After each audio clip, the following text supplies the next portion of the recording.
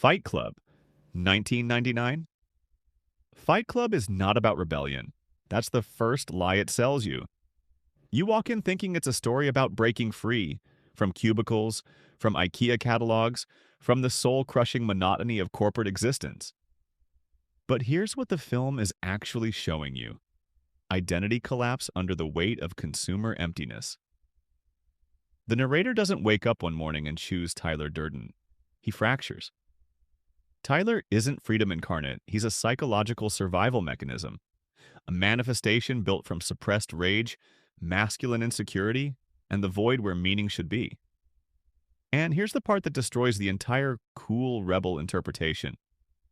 Project Mayhem doesn't dismantle the system. It perfectly recreates it.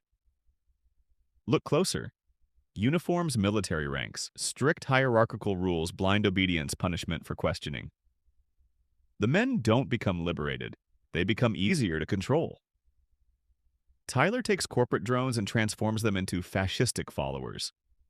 Same obedience, different uniform. The film isn't saying smash society and be free. It's saying pain makes people desperate for structure. Any structure. When people are spiritually empty, they don't seek freedom. They seek belonging. Even if that belonging requires total submission. And if you still think Tyler is the hero of this story, ask yourself why the film ends with buildings collapsing while Marla and the narrator hold hands in silence.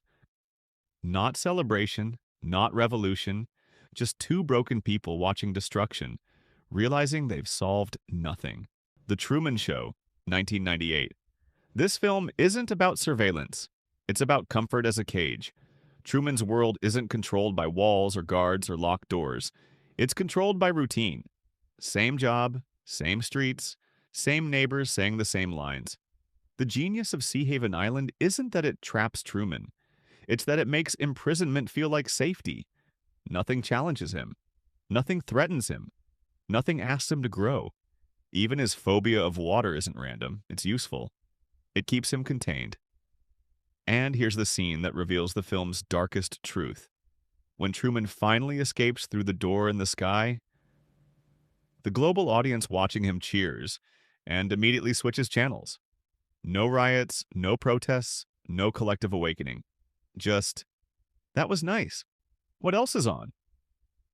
The film isn't criticizing Christoph for creating a prison. It's criticizing us for being content to watch one. The Truman Show reveals something deeply uncomfortable. We prefer curated realities over messy truths. We celebrate freedom in theory, but when it requires discomfort, most of us choose the blue pill. Truman walks through the door because he must.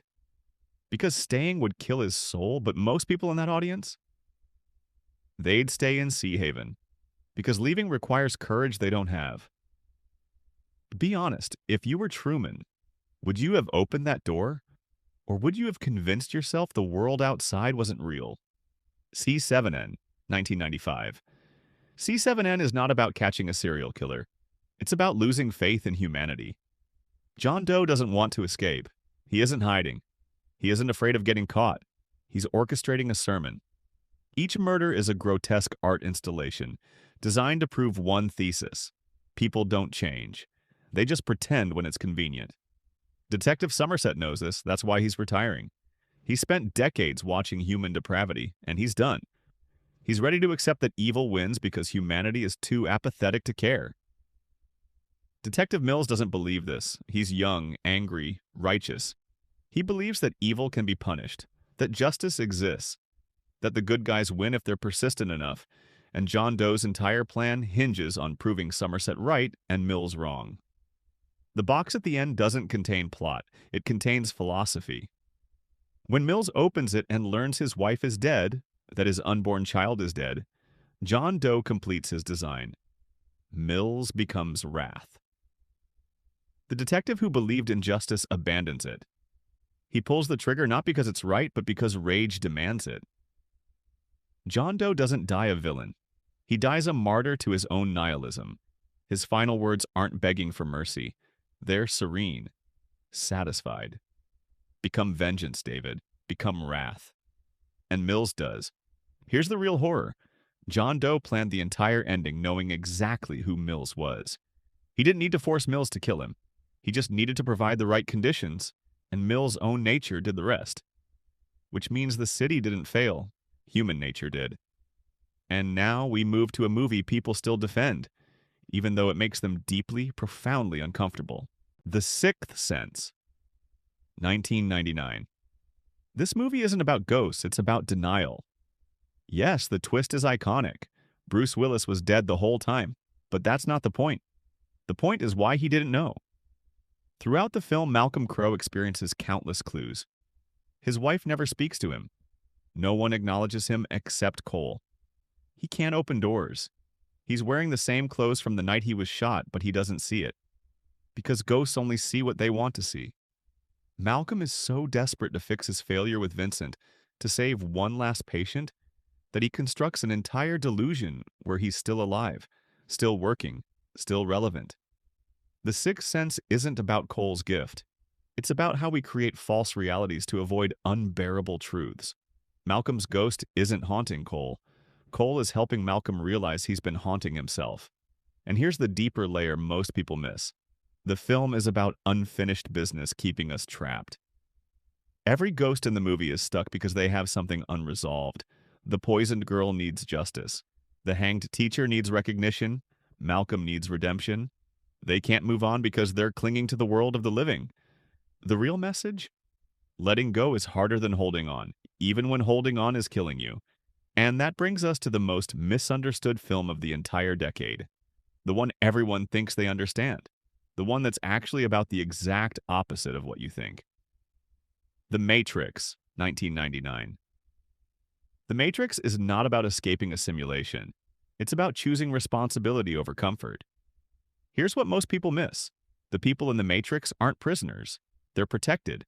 Protected from pain, protected from choice, protected from consequence, protected from the burden of knowing. Cypher understands this better than anyone.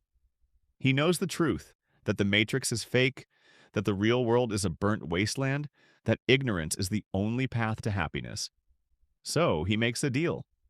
Plug me back in, make me forget, give me the stake. And the film doesn't condemn him for being weak. It presents him as rational because here's the real question the Matrix asks. If the truth is unbearable, is knowing it worth the cost? Neo isn't special because he has powers. He's special because he accepts the burden of knowing. He chooses the red pill knowing it will hurt.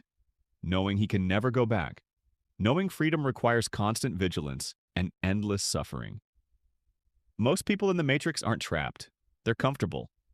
And that's why they can't be freed.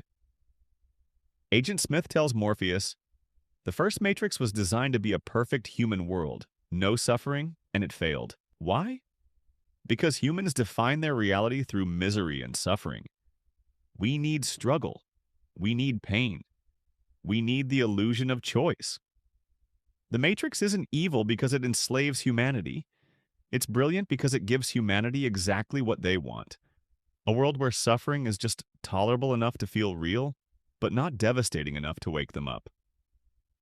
The Matrix doesn't ask what is real. It asks, what would you sacrifice to avoid facing reality?